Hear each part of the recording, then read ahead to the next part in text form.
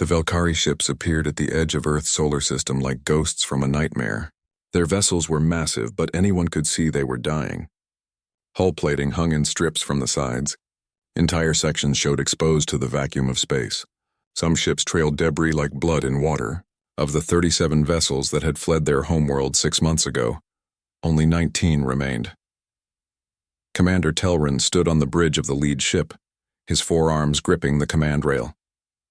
His silver skin, normally smooth and reflective, had dulled with exhaustion. He hadn't slept properly in weeks. None of them had. Behind him, the bridge crew worked quietly, their movements slow and defeated. They all knew what they were doing. They were begging. The message had been prepared carefully. Telrin had recorded it himself, speaking in the common galactic trade language. His words were simple and honest. They told of the Krogath swarm that had consumed their homeworld. They spoke of the 3 billion Valkyrie who had died in the first week. They explained how the survivors had fled, hoping to find refuge somewhere, anywhere in the galaxy. Now only 12,000 remained. They were asking Earth for temporary shelter. A barren moon would be enough. An asteroid, anything, they would work. They would pay. They just needed time to rest and repair their ships before moving on. Telrin sent the message and waited. His second officer, Mirith, stood beside him. She was young, barely into her 3rd decade. "Do you think they will help us?" she asked quietly. Telrin didn't answer immediately. He had seen too much of the galaxy to be optimistic. Species helped their own kind. Sometimes they traded with others. But charity, true generosity between different species, that was rare. Usually help came with strings attached, debts that could never be repaid. Slavery in all but name. "I don't know," he finally said, "but we have no other choice." The human response came faster than expected. Less than an hour after Telrin sent his message, a voice crackled over the communication system. It spoke in perfect galactic trade language, though with an odd accent. "Valkyrie vessels, this is Captain Danny Morrison of the Earth Defense Vessel Liberty's Shield. We have received your message and we are coming to meet you. Please hold your position and do not be alarmed. We mean no harm." Telrin felt his heart skip. They were coming. That was good. Or it could be very bad. He had heard stories about humans. Young species, aggressive, territorial. They had only joined the galactic community 50 years ago. Some species said humans were dangerous. Others said they were unpredictable. A few said they were honorable. But Telrin had learned not to trust rumors. The human ship appeared on their sensors 30 minutes later. It was smaller than the Valkyrie vessels, but clearly military. Sleek and dark, covered in weapons arrays. It moved with purpose, closing the distance quickly but not threateningly. When it was close enough, a video channel opened. Captain Danny Morrison appeared on the screen. He was a human male, perhaps in his 4th decade if Telrin understood human aging correctly. He had dark skin and short black hair. His uniform was clean and pressed. His eyes were calm but sharp. He looked like a man who had seen combat. "Commander Telrin," Morrison said, pronouncing the name carefully. "I am Captain Morrison. On behalf of Earth and her allies, I want to say that we hear you. We see you, and we will help you." Telrin felt something break inside him. Not break badly. Break like a dam that had been holding back too much pressure. "Captain Morrison," he said, and his voice trembled despite his efforts to control it. "We do not ask for much. Just a temporary refuge. We have some resources left. We can—" Morrison held up a hand. "Commander, you're exhausted. Your people are exhausted. Let's handle the details later. Right now I need you to follow my ship. We're going to take you somewhere safe, somewhere you can rest." "Where?" Telrin asked. "Jupiter's orbit," Morrison replied. "We have facilities there. Medical stations, repair docks. We can help with your injured and your ships." Telrin wanted to ask more questions. What would this cost? What did the humans want in return? But Mirith touched his arm gently. "Commander," she whispered. "Our people need help now. We can negotiate later." She was right. Telrin nodded. "We will follow you, Captain Morrison." "Thank you." Morrison smiled. It was a strange expression on his alien face, but somehow it made Telrin feel better. "Welcome to Earth's space, Commander. You're safe now." The journey to Jupiter took 3 days. The human ship led them carefully, matching their slow speed. Other human vessels appeared along the route, not threatening, just present. Escort ships, Telrin realized. They were protecting the Valkyrie fleet. From what, he didn't know. Maybe from other humans who might not be so friendly. Maybe from other species who might try to take advantage of their weakness. During the journey, human medical ships approached and asked permission to send doctors aboard. Telrin granted it cautiously. The human doctors came in small groups carrying equipment and supplies. They were professional and kind. They treated the wounded Velkari without asking questions. They brought food, real food, not the recycled paste the Velkari had been surviving on. They brought medicine. One doctor, a human female named Dr. Kate Palmer, spent hours in the Velkari medical bay. She worked alongside the Velkari doctors, learning their biology quickly. When a young Velkari child was dying from injuries sustained weeks ago, she worked for 12 straight hours to save him. When she finally succeeded, she collapsed from exhaustion. The Velkari doctors had to treat her. Telrin visited her when she woke up. "Why?" he asked simply. "Why do you help us like this? You don't know us. We have nothing to offer you."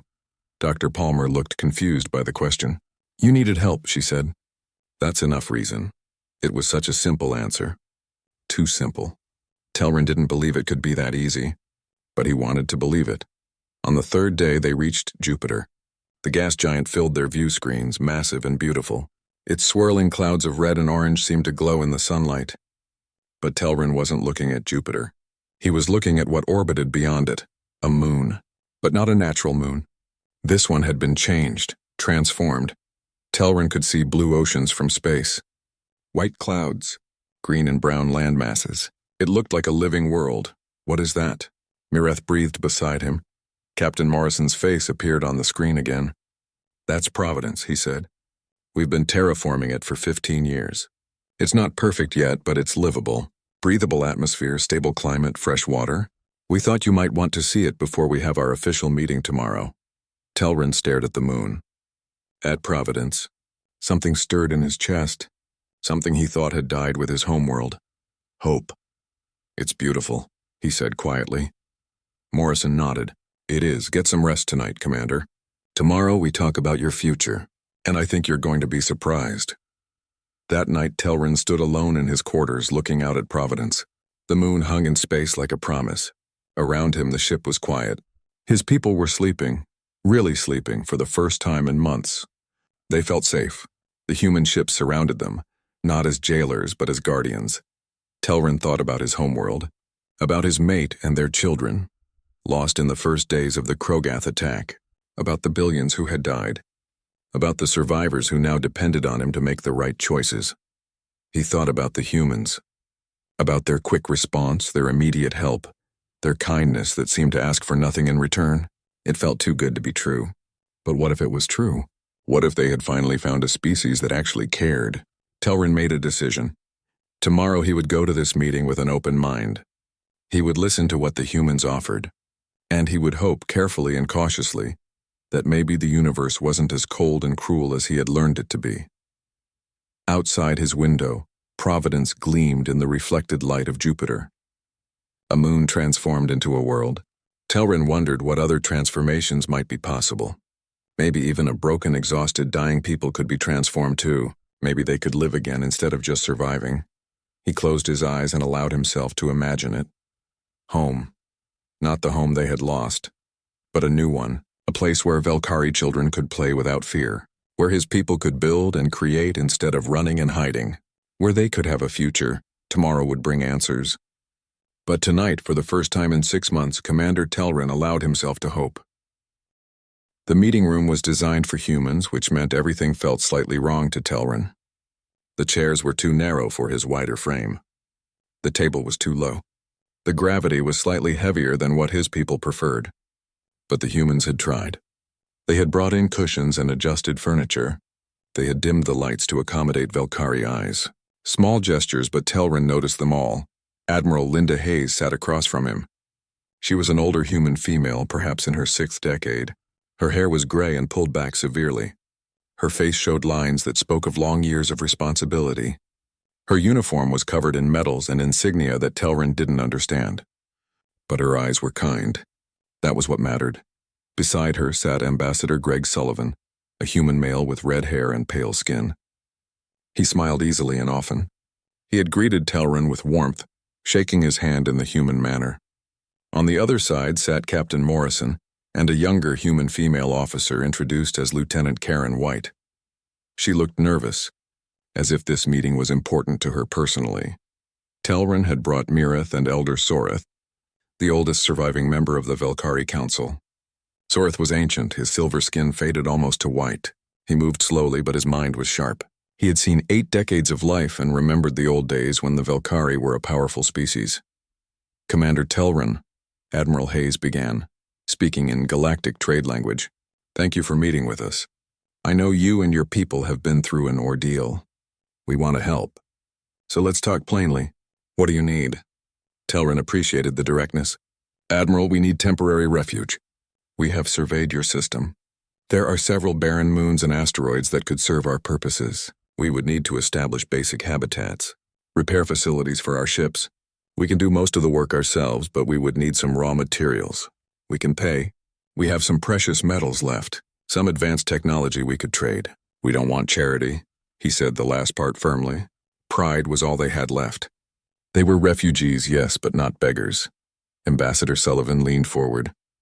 Commander, what are your long-term plans? Where will you go after you've repaired your ships? It was the question Telrin had been dreading. We don't know, he admitted. We need to find a new homeworld, somewhere the Krogath won't follow. It will take time. Years, perhaps. We understand that Earth cannot host us permanently. We just need time to plan and prepare. Elder Sorith spoke for the first time, his voice thin but steady. We are a dying species. We know this, but we hope to die slowly with dignity. Perhaps in our remaining years we can find a world where our children's children might survive. That is all we ask, time. The room fell silent. Telrin watched the humans carefully, trying to read their alien faces. Admiral Hayes exchanged looks with Ambassador Sullivan. Some unspoken communication passed between them. Then Hayes nodded, as if a decision had been made. Commander Telrin Elder Sorith, Admiral Hayes said slowly. What if I told you that you don't need to find a new homeworld? What if I told you we have one for you already? Telrin felt his translator must have malfunctioned. I don't understand. Admiral Hayes tapped a control panel. A holographic display appeared above the table, showing Providence the terraformed moon they had seen yesterday. This is Providence. We started the terraforming project 15 years ago as an experiment, a test to see if we could turn a dead moon into a living world. It took enormous resources and effort, but we succeeded. Providence now has breathable atmosphere, stable weather, fresh water, and fertile soil. The hologram zoomed in, showing forests and oceans, rivers and plains. It was beautiful. Impossibly beautiful. The original plan, Hayes continued, was to eventually colonize Providence ourselves. But we don't need it. Earth is doing fine. Mars is being terraformed for human settlement. We have colonies on Europa and Titan.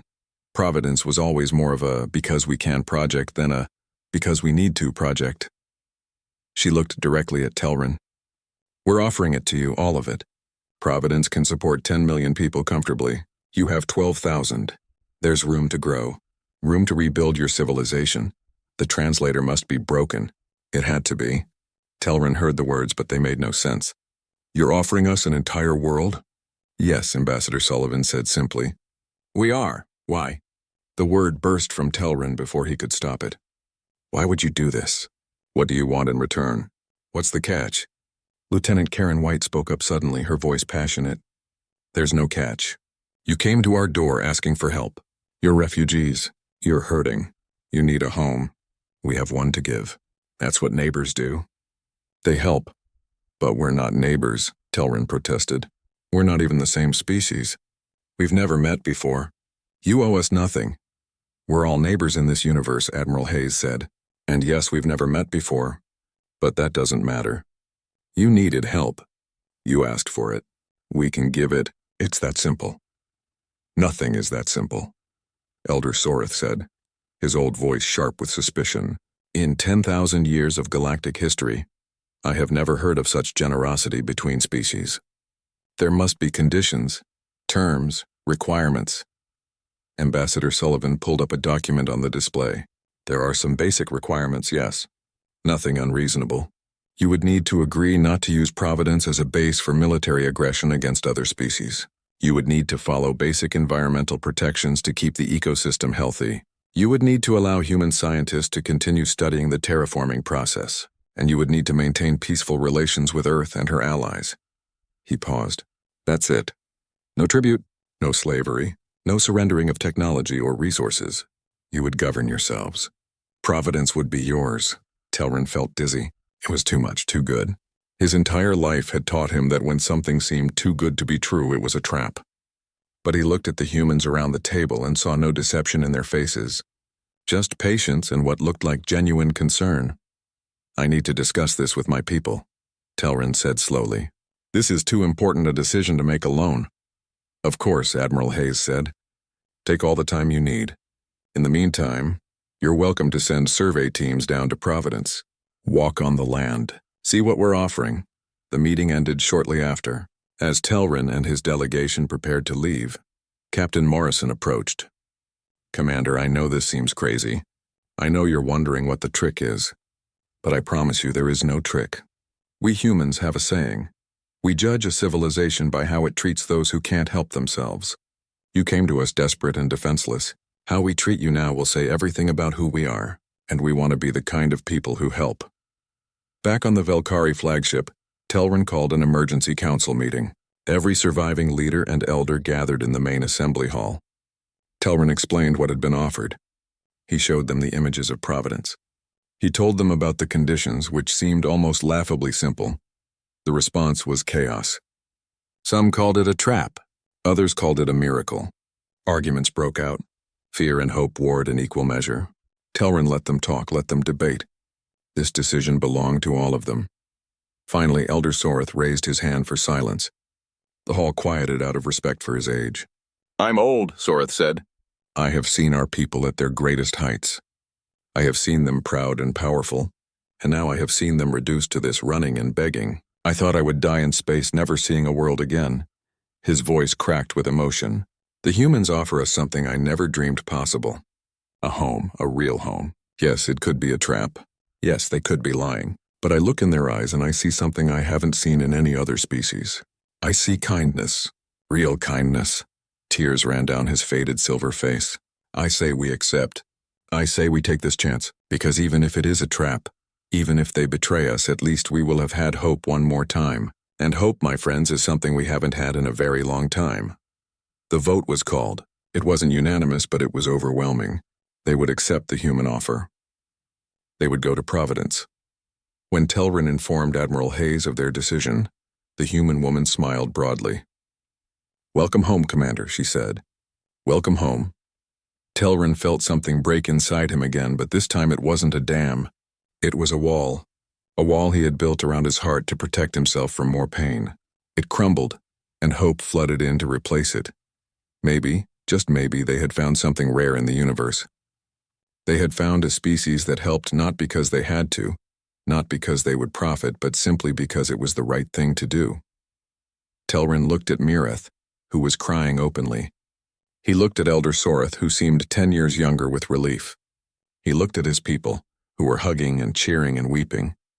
They had left their homeworld as refugees, but maybe they were arriving at Providence as something else, as colonists, as survivors, as people with a future, as people going home. The first Velkari shuttle touched down on Providence 6 days after the meeting. Telrin was aboard, along with Mireth and a team of architects and engineers. They landed on a broad plain near the coast, where the humans had suggested the main settlement should be built. The grass was green and strange. The air smelled of salt and something sweet they couldn't identify. Telrin was the first to step off the shuttle. His feet touched soil, real soil, for the first time in 6 months. He knelt down and put his hand on the ground. It was warm from the sun. It was real. He picked up a handful of dirt and let it fall through his fingers.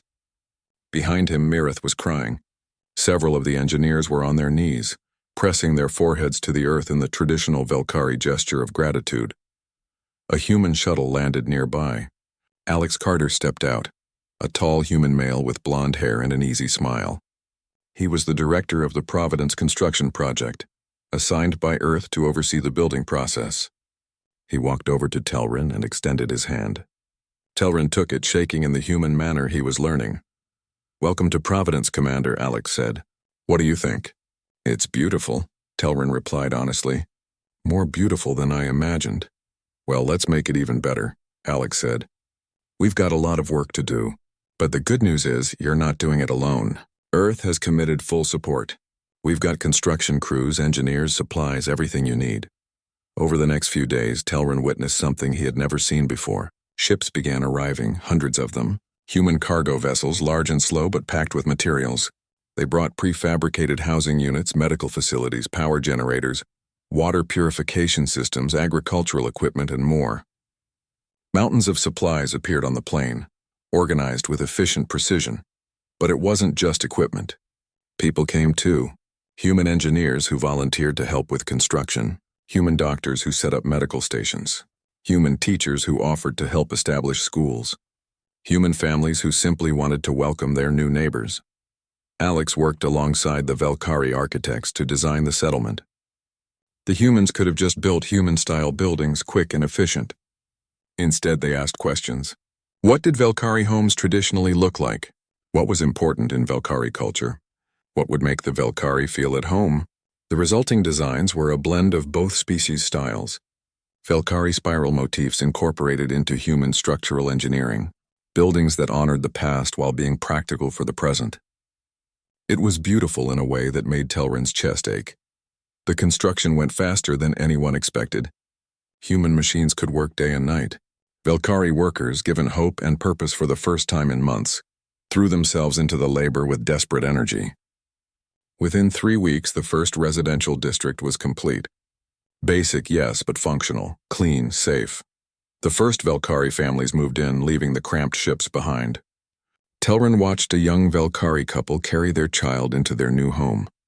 The child, barely old enough to walk, toddled through the rooms laughing. The parents stood in the doorway holding each other and crying. That night, Telrin found Alex sitting alone on a hill overlooking the growing settlement. The human was drinking something from a flask. He offered it to Telrin, who accepted cautiously. It burned going down but warmed his stomach. Whiskey, Alex explained. Old Earth tradition. We drink it when we're thinking about important things. Is that what you're doing? Telrin asked. Thinking about important things? Yeah, Alex said quietly. I'm thinking about how strange this is. 6 months ago, I didn't know your species existed. Now I'm helping you build a city. I'm watching children play in homes we built together. It's strange, but good strange. Why did you volunteer for this? Telrin asked. You could be home with your own family. Alex was quiet for a moment. I have a daughter, he finally said. She's 7, about the same age as some of your kids, and I think about what would happen if Earth was destroyed. If we were the refugees running and scared, I'd hope someone would help her. Someone would give her a chance at a normal life. So when they asked for volunteers to help you guys, I thought about her, and I signed up. Telrin felt his throat tighten. Thank you, he said softly. For everything. Don't thank me yet, Alex said with a grin. We've still got a lot of work to do. As the settlement grew, so did the interactions between humans and Valkyrie. A human woman named Lisa Morgan organized cultural exchange programs. She was young and energetic, with dark curly hair and an infectious enthusiasm. She set up a community center where humans and Valkyrie could meet, share meals, and learn about each other. At first, both sides were cautious. The Valkyrie had lost so much that trust came hard. The humans were trying not to overwhelm their new neighbors. But slowly, carefully, bridges were built. Human families hosted Valkyrie refugees, inviting them to dinner, showing them human customs. Valkyrie families reciprocated, sharing their own traditions. Children were the bridge. Valkyrie children and human children played together, finding common ground in games and laughter. Language barriers didn't matter when you were kicking a ball or building with blocks. One of Lisa's most successful programs was the cooking exchange. Valkyrie and humans would gather in the community center kitchen, teaching each other their traditional recipes. The results were often disasters, as ingredients didn't always translate well. But the laughter and friendship that came from those disasters were worth more than any perfect meal. Dr. Paul Sanders led the medical integration efforts.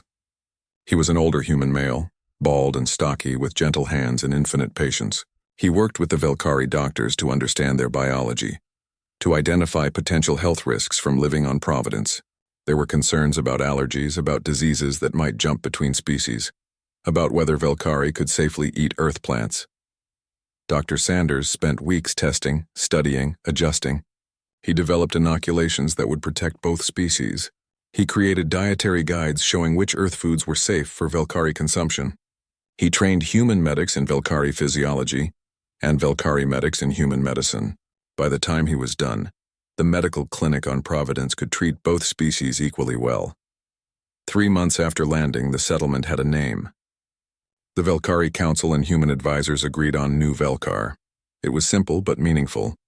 A connection to what was lost, but also an acknowledgement that this was something new, something different. Something built together. The settlement now housed 8,000 Velkari. The remaining 4,000 were still on the ships, waiting for more housing to be completed. But everyone had hope now. Everyone could see the future taking shape.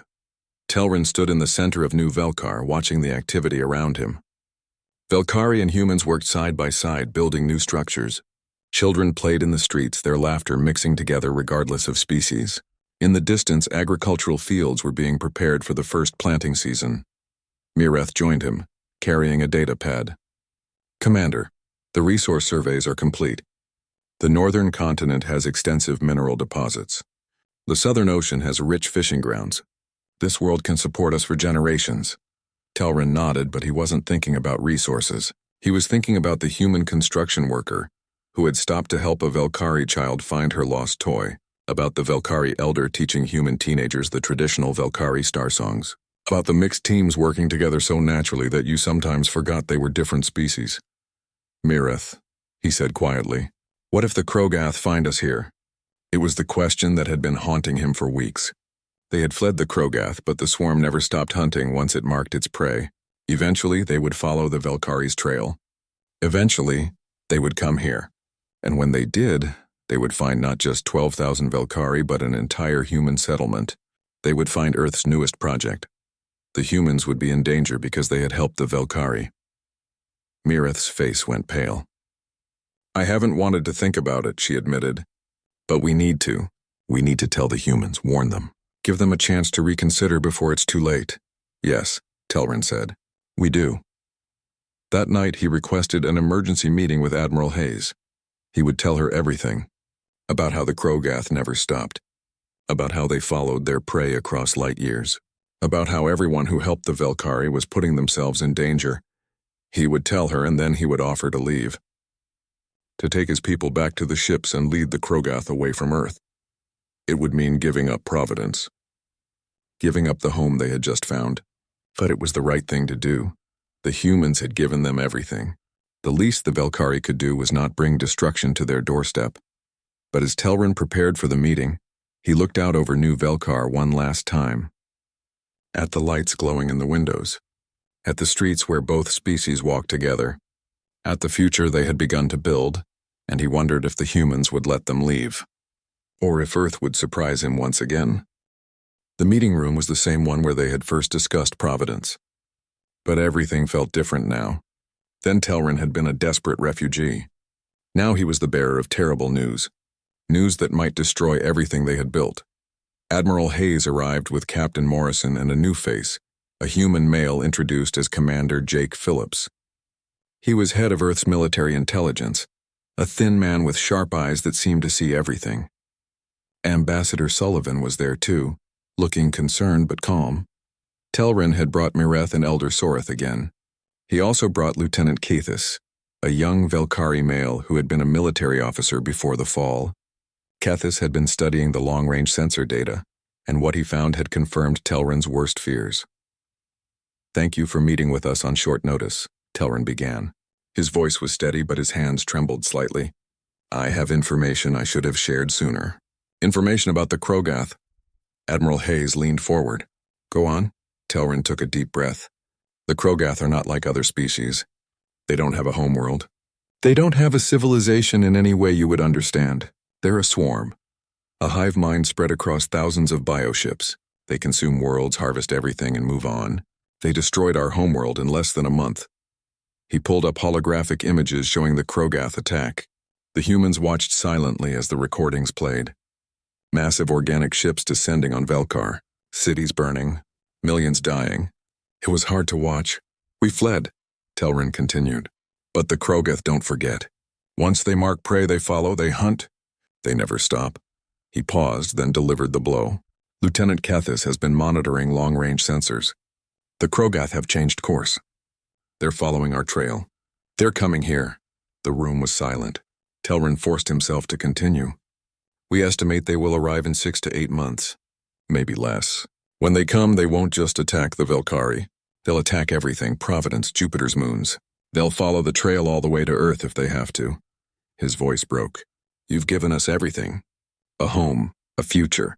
And in return, we've brought death to your doorstep. I'm sorry. I'm so sorry. We should have told you sooner. We should have refused your offer. We should have— Stop, Admiral Hayes said firmly. Commander Telrin, look at me. Telrin met her eyes. They were hard now, but not with anger. With determination. How long did you say we have? She asked. 6 months. Perhaps 8. Hayes looked at Commander Phillips. Jake, is this enough time? Phillips nodded slowly. It'll be tight, but yes. We can mobilize in that time frame. Telrin didn't understand. Mobilize? Admiral Hayes stood up and walked to the window overlooking Providence. Commander, what did you think we would do when you told us this? I hoped that you would let us leave. We can take our ships and lead the Krogath away, draw them off in another direction. You've done so much for us already. We won't let you suffer for your kindness. Ambassador Sullivan laughed. It wasn't a cruel laugh, but one of genuine surprise. Commander, you really don't understand humans yet, do you? Captain Morrison spoke up. Commander, let me ask you something. Do you think Providence is your home? Yes, Telrin said without hesitation. It is. And do you think New Velkar is part of Earth's territory? You've let us settle here. You've protected us. Yes, I suppose it is, Morrison nodded. Then let me explain something about humans. We protect our home, all of it, and you live here now. That makes Providence our home too. That makes you our people too. So when you say the Krogath are coming for you, what we hear is that they're coming for us. Commander Phillips pulled up tactical displays. We're not sending you away, Commander. We're getting ready to fight. Telrin felt his legs weaken. Mireth grabbed his arm to steady him. You can't be serious. You don't understand what the Krogath are. They destroyed a civilization that had 10,000 years of military history. We were ready for them, and they still crushed us in weeks. You were ready for them alone, Admiral Hayes said. But you're not alone anymore. She looked at Ambassador Sullivan. I'm recommending we take this to the United Earth Council immediately. We need full authorization to mobilize the defense fleets. You'll have it, Sullivan said confidently. The Council will vote unanimously. I guarantee it. Elder Soreth spoke for the first time, his voice shaking. You would risk your whole species for us? For 12,000 refugees you've known for only a few months? Admiral Hayes turned to face him. Elder Soreth, my grandmother, was a refugee. She fled a war on Earth when she was a child.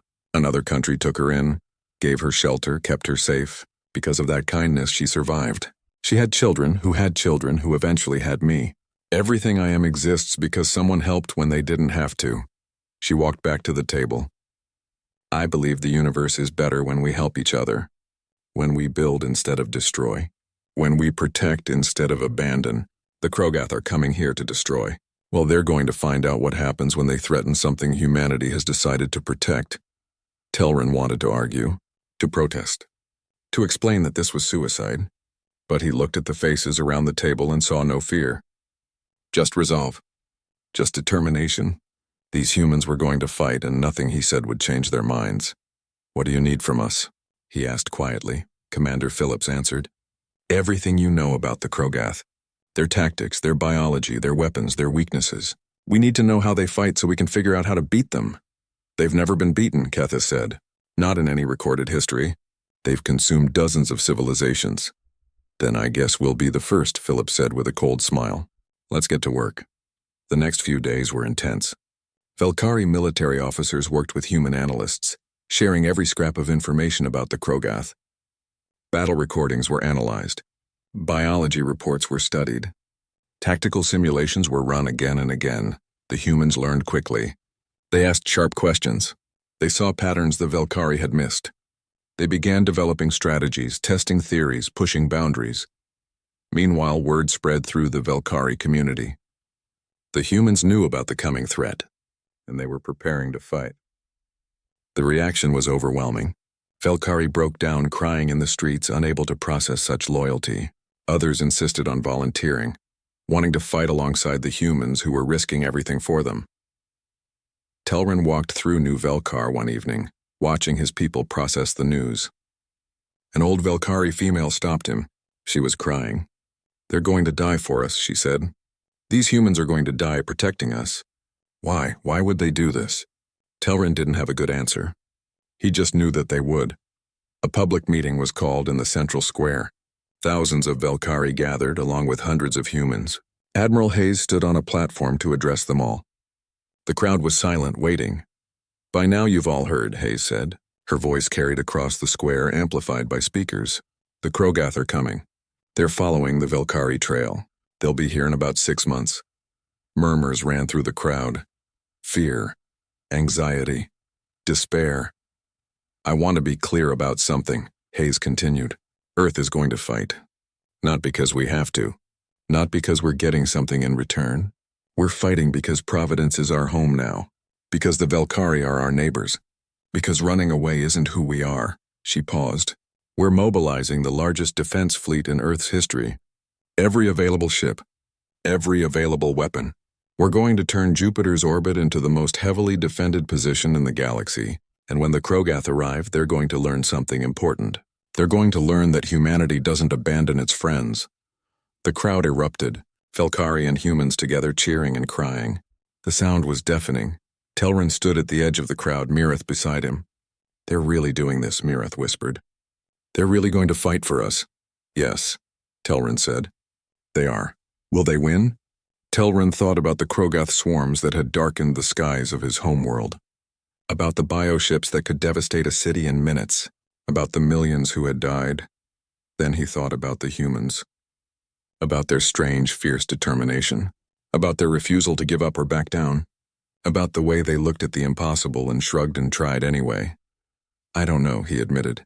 "But if anyone can do it, they can." In orbit above Providence, the first defense platforms were already being constructed. Human shipyards worked around the clock, building new vessels. Weapons were being manufactured. Shields were being tested. The entire solar system was becoming a fortress. The humans were preparing for war. Not for conquest or revenge or profit, but for something simpler and more profound. They were preparing to protect their home. And their definition of home now included 12,000 Velkari refugees. Telrin looked up at the sky, at Jupiter hanging like a guardian in the darkness. Somewhere beyond that, the Krogath were coming, but they would find something here they had never encountered before. They would find humanity, and humanity was about to teach them a very painful lesson. You don't threaten their home. You don't threaten their friends. Because humans, for all their smiles and kindness, were also warriors, and they were absolutely terrifying when protecting something they loved. The mobilization began within hours of the Earth Council's unanimous vote. It was the largest military operation in human history, dwarfing even the great wars of Earth's past. Ships that had been on patrol at the edge of the solar system turned around and headed for Jupiter. Construction yards that built cargo vessels switched to building warships. Civilian transports were retrofitted with weapons. Every available resource was directed toward one goal: defending Providence. Fleet Admiral Victor Kane arrived at Jupiter's orbit 4 weeks after the announcement. He was an older human male, heavily scarred, with white hair cut military short. He had commanded Earth's defense forces for 2 decades and had never lost a major engagement. His flagship, the USS Defiant, was the largest warship humanity had ever built. It bristled with weapons and carried enough firepower to crack a moon in half. Telrin met with Admiral Kane aboard the Defiant. The human's office was stark and efficient, covered in tactical displays and star charts. Kane wasted no time on pleasantries. "Commander Telrin, I need everything your people know about Krogath combat tactics. Not summaries, everything.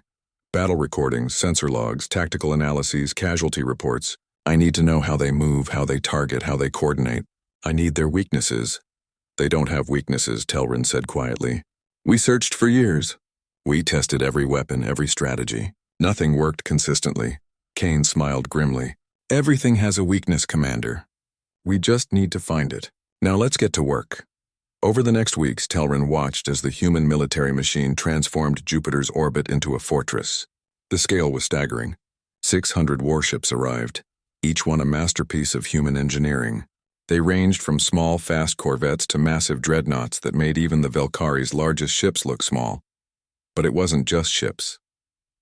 Defense platforms were constructed, massive stations armed with weapons that could fire across millions of kilometers. Minefields were laid, smart mines that could identify and pursue targets. Sensor arrays were deployed, creating a web of detection that would warn of any approaching threat. Captain Ryan Cole commanded one of the frontline vessels, a heavy cruiser called the USS Defiance Sword. He was young for such a command, barely in his third decade, but his reputation was solid. Telrin met him during an inspection tour of the fleet. "Commander Telrin," Ryan said, shaking his hand firmly, "I've been studying your people's battle recordings. The Krogath fight like nothing I've ever seen. They're organic ships, right? Living weapons?" "Yes," Telrin confirmed. "They're grown, not built. Each one is part of the hive mind. They coordinate perfectly because they're all one organism in a way. Kill one ship and the others barely notice. They just keep coming." Ryan nodded thoughtfully. "Then we won't fight them ship to ship. We'll fight them like we're fighting a swarm of insects. Area effect weapons, environmental hazards. We make space itself hostile to them." It was a new way of thinking about the problem. The Valkyrie had always fought the Krogath like they were a traditional fleet, ship against ship. But humans were approaching it differently. They weren't trying to win individual battles. They were trying to create a killing field. The human scientists were developing new weapons specifically for the Krogath. Dr. Emma Lewis led the research team. She was a small human female with wild brown hair and eyes that rarely blinked. She reminded Telrin of the mad scientists from HFY Stories, the ones who were brilliant but slightly unhinged. "The Krogath are biological," Emma explained excitedly, showing Telrin holographic models. "That means they're vulnerable to extreme temperatures, radiation, certain chemical compounds. We're developing plasma torpedoes that burn at temperatures you usually only see in stars. We're creating electromagnetic pulse weapons that should disrupt their nervous systems. We're even testing biological agents, though I'm less confident about those." She pulled up another display. "But the real game changer is this. The Nova Cannon." The hologram showed a massive weapon, larger than some ships. It's based on fusion reactor technology. Essentially, we create a miniature star for about 3 seconds. The heat and radiation should vaporize any Krogath bioships within a 1,000-kilometer radius. The downside is it takes 30 minutes to recharge and it drains power from an entire battle group to fire once. "Will it work?" Telrin asked. Emma grinned. "No idea, but we're going to find out." As the fleet grew, humans and Valkyrie began training together. Admiral Kane insisted that integration was crucial. Valkyrie ships, while damaged, still had valuable capabilities. Their sensors were more advanced than human ones. Their shields used different technology. Together, they could cover each other's weaknesses. Sergeant Amy Brooks led a Marine unit assigned to Providence's ground defense. Just in case the Krogath made it through the space battle, they needed to be ready to fight on the surface. Amy was a tough human female with short red hair and muscles that spoke of years of hard training. She treated her soldiers, both human and Valkyrie volunteers, with equal parts discipline and care. Kethis, the young Valkyrie officer, joined her unit. He had insisted on volunteering despite Telrin's concerns. "My world died," Kethis had said. "Providence is my world now. I'll defend it." Amy put him through the same brutal training as her human Marines. Hand-to-hand combat, weapons drills, tactical exercises. Kethis struggled at first. Valkyrie weren't built for human-style combat. They were taller and stronger, but less flexible.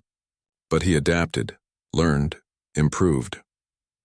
One night after a particularly hard training session, Kethis sat with Amy in the mess hall. His body ached in places he didn't know could ache. "Why are you doing this?" he asked her. "Why train us? Why include us in the defense? You know we're not warriors like you." Amy looked at him seriously.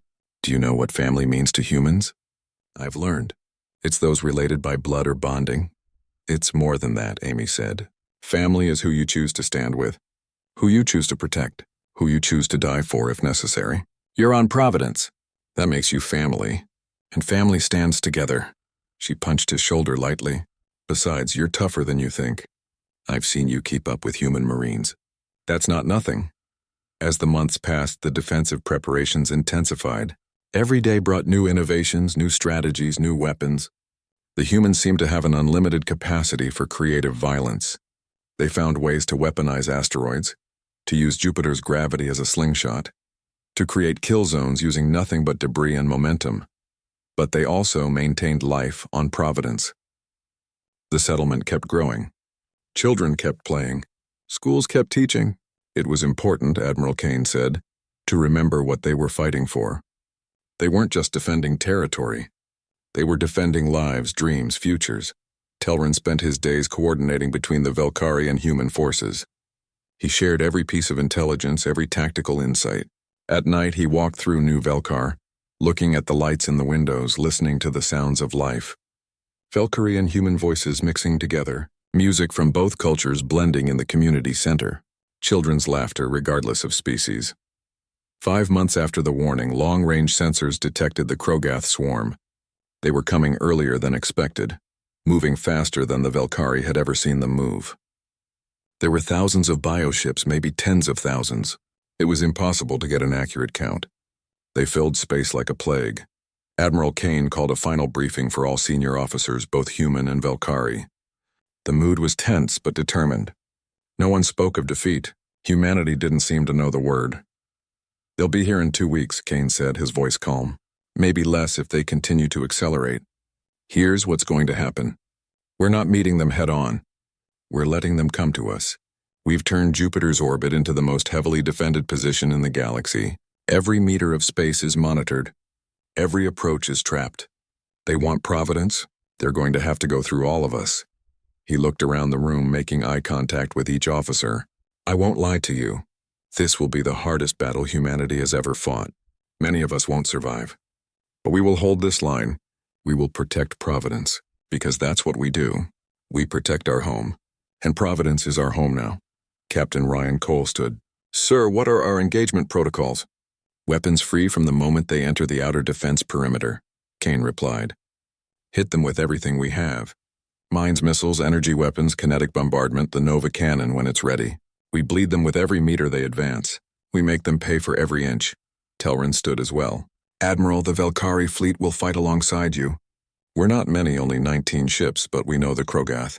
We can identify their command nodes, their coordination centers. Let us screen for your capital ships." Kane nodded. "Agreed. Velkari ships will form the scout line. You'll be our eyes and our early warning system." As the meeting ended, officers dispersed to their ships. The fleet took up positions, spreading across Jupiter's orbit like a shield wall. Behind them, Providence turned peacefully, unaware of the apocalypse approaching. Telrin returned to his flagship. Mirith met him on the bridge. "It's really happening," she said. "After all this time, after everything, it comes down to this. One battle.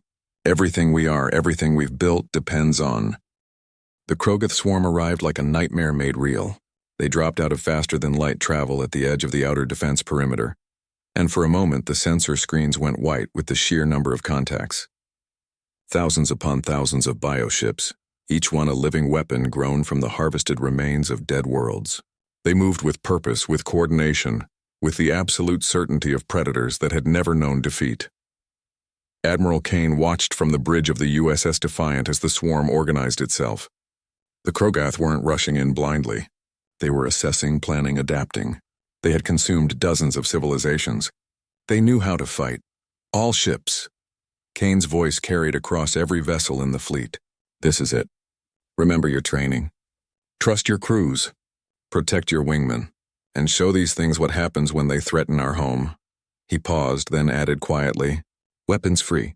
Let's send them to hell." The first volley was launched from the outer minefields. Thousands of smart mines, each one equipped with sensors and propulsion, activated simultaneously. They streaked toward the Krogath swarm like a wave of fire. Explosions lit up space as they found their targets, but the swarm barely slowed. The Krogath absorbed the losses and kept coming. "First minefield is depleted," reported Commander Phillips from his tactical station. "Enemy casualties estimated at 300 ships. They have thousands more." "Second wave," Kane ordered. "Launch missiles." From the defense platforms, missiles poured out in streams. Not dozens or hundreds, but thousands.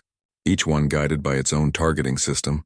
Each one carrying enough explosive power to crack a small asteroid. They raced across the darkness and slammed into the advancing swarm. More explosions.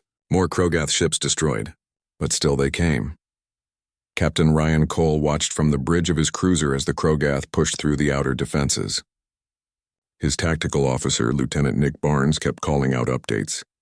They're moving in a cone formation, concentrating their forces. They're trying to punch through our center. Then we'll hit their flanks, Ryan decided. All ships of the 3rd Squadron follow my lead. Attack pattern Gamma 3. Hit and run. Don't let them pin us down. The human ships moved with practiced precision. They weren't trying to slug it out with the Krogath. Instead, they danced around the edges of the swarm, firing and retreating, choosing their targets carefully. It was guerrilla warfare in space, and the humans were good at it.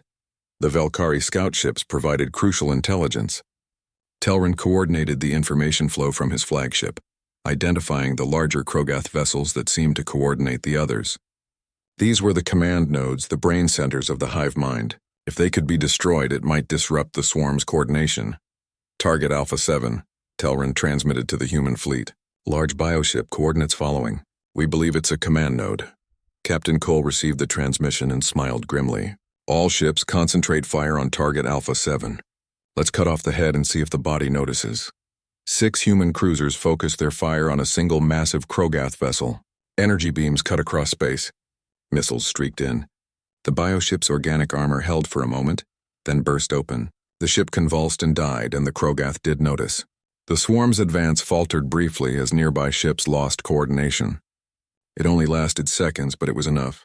It proved the Krogath could be disrupted. Keep targeting command nodes, Admiral Kane ordered. Make them work for every meter. The battle settled into a brutal rhythm. The Krogath pushed forward. The human and Velkari forces fell back slowly, making the swarm pay for every advance. The space between Jupiter and the outer defense perimeter became a graveyard of ships. Human and Krogath both. The USS Liberty's Shield, Captain Danny Morrison's ship, took heavy damage when 3 Krogath vessels surrounded it. Morrison's crew fought desperately, but they were being overwhelmed. Then Telrin's flagship swept in, its energy weapons cutting through one of the attackers, giving Morrison time to escape. Thank you, Commander, Morrison transmitted. I owe you one. We protect each other, Telrin replied simply. That's what allies do. The Krogath adapted quickly. They began targeting the Velkari scout ships, recognizing them as the source of intelligence. Keth's ship was hit hard, its shields failing. He ordered evacuation and his crew took to the escape pods. A human rescue ship swept in under fire to retrieve them, risking everything to save a crew that wasn't even their species. The battle raged for 3 days without pause. Crews fought beyond exhaustion, running on stimulants and determination. Ships that ran out of ammunition resorted to ramming attacks. Damaged vessels that couldn't fight anymore positioned themselves as shields for those that still could. The Krogath pushed deeper into human territory, but they were paying a terrible price. For every human ship destroyed, 10 Krogath vessels died. The swarm that had numbered in the tens of thousands was being whittled down, but so was the human fleet. On Providence, people watched the battle on screens and prayed. They could see the flashes of weapons fire in the sky when the fighting came close enough. They knew people were dying up there, dying to protect them. Sergeant Amy Brooks had her Marines ready on the ground. If the Krogath broke through, they would make a landing. And if they landed, the Marines would be waiting. But Amy hoped it wouldn't come to that. She hoped the fleet would hold. On the 4th day, the Krogath made their big push. They concentrated their remaining forces, maybe 5,000 ships, into a spear formation aimed directly at Jupiter. At Providence, they were going to punch through regardless of cost. This is it, Admiral Kane said quietly. They're going all in. Time for us to do the same. All ships form up on the Defiant. We're making a stand right here.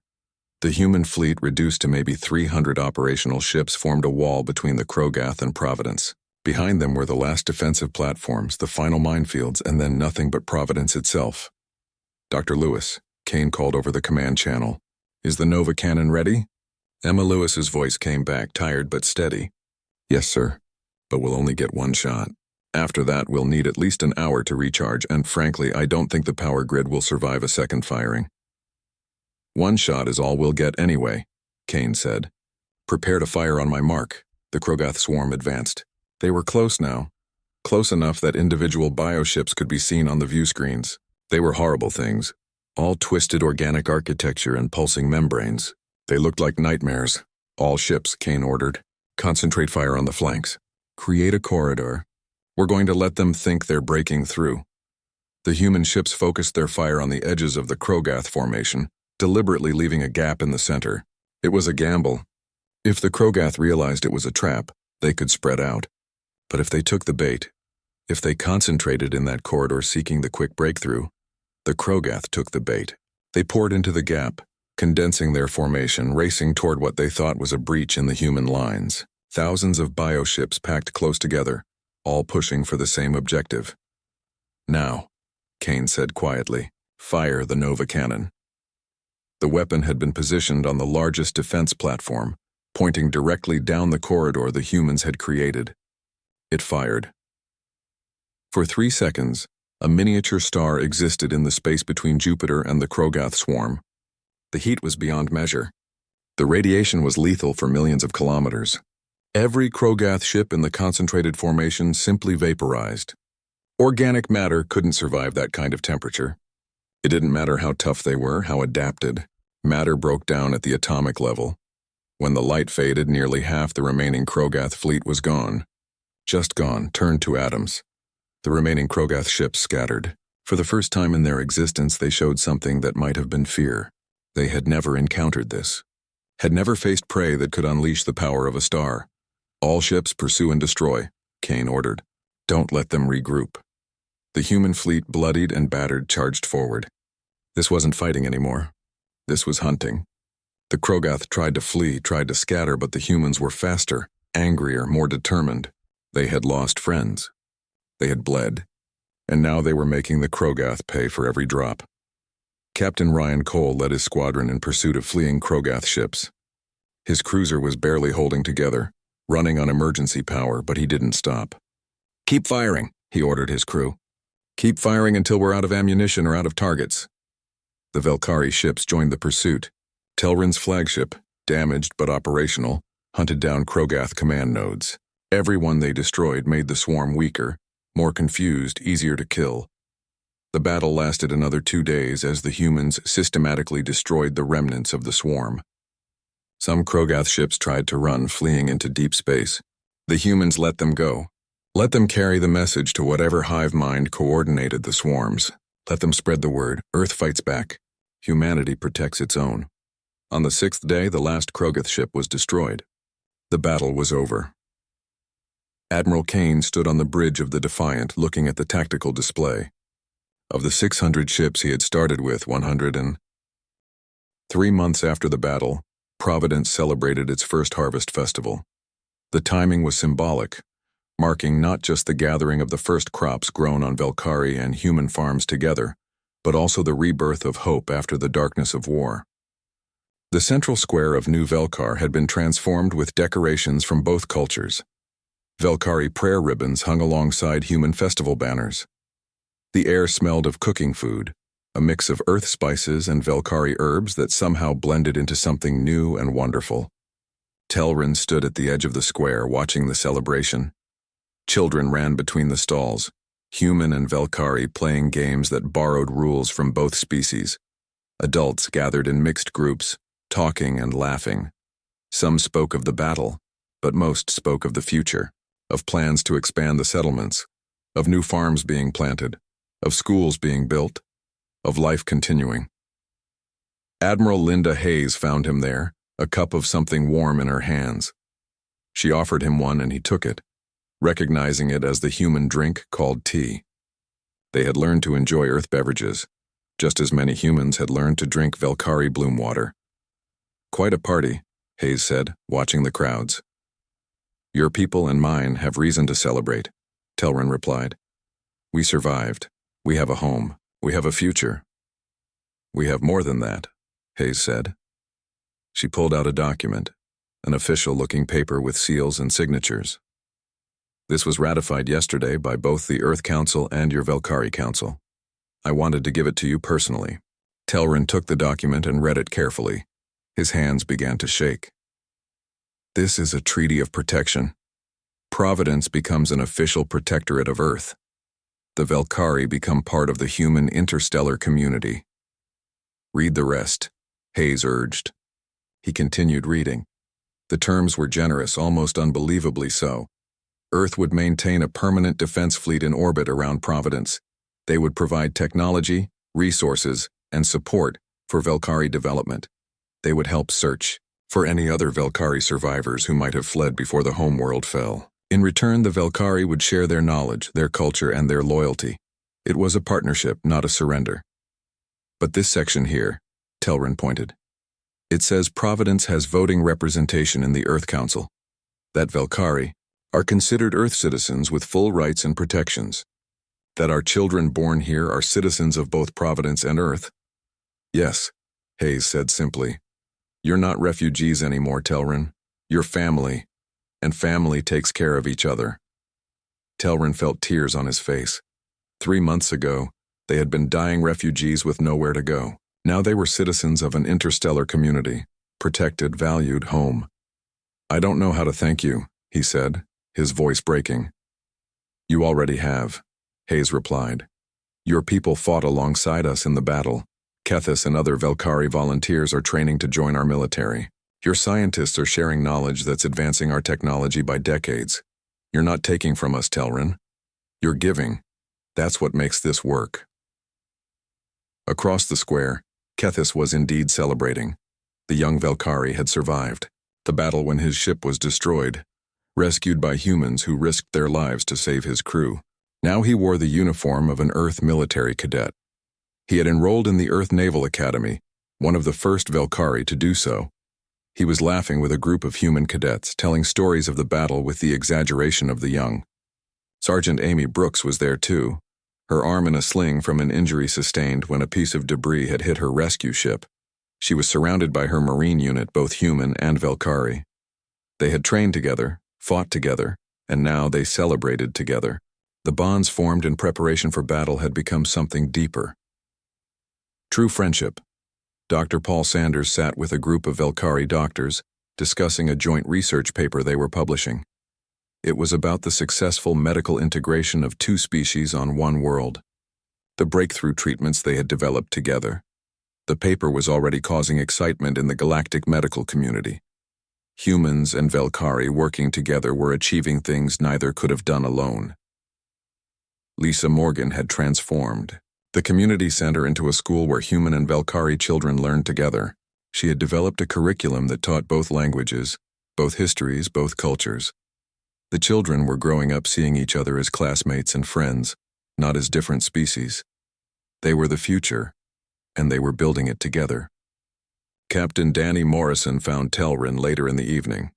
The human officer had been promoted after the battle, now commanding a larger ship. But he had taken time to come down to Providence for the festival. Commander, Danny said with a smile, or should I say Governor, I heard about your appointment. Telrin had been elected by the Velkari Council to be the first governor of Providence, the official leader of the Velkari community. It was an honor he had accepted with humility. Governor Telrin still sounds strange to me. I was a military commander, now I'm a politician. You're a leader, Danny corrected. And a good one. Your people trust you. Earth trusts you. That's what matters.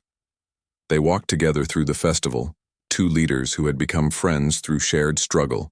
Danny pointed to the sky where Jupiter hung in the evening light. Around it, visible as moving stars, were the ships of the Permanent Defense Fleet. We're building more ships, Danny said, incorporating Velkari technology with human design. They're going to be faster, tougher, better, and they'll be crewed by both our species. The first joint ships should be operational in 6 months. A combined fleet, Telrin said thoughtfully. Velkari and human, working as one. That's the idea. Your people know things about space travel that we're still learning. We know things about combat that you've never considered. Together, we're stronger. As night fell, the festival continued with music and dancing. Velkari instruments played, alongside human ones, creating melodies that belonged to neither culture alone but to both. People danced in mixed groups, learning each other's steps, laughing at mistakes, enjoying the moment. Elder Sorth sat on a bench watching it all. He was old and tired, but his eyes were bright. Myrith sat beside him, keeping the old diplomat company. I never thought I would see this, Sorth said quietly. When we fled our homeworld, I thought we were watching the end of our species, a slow extinction over generations until the last Velkari died alone in the darkness. And now? Mirith asked. Now I see children playing without fear. I see homes being built for families not yet born. I see a future. He smiled, and it transformed his ancient face. I see a people who were dying, learning to live again. And it's all because of them.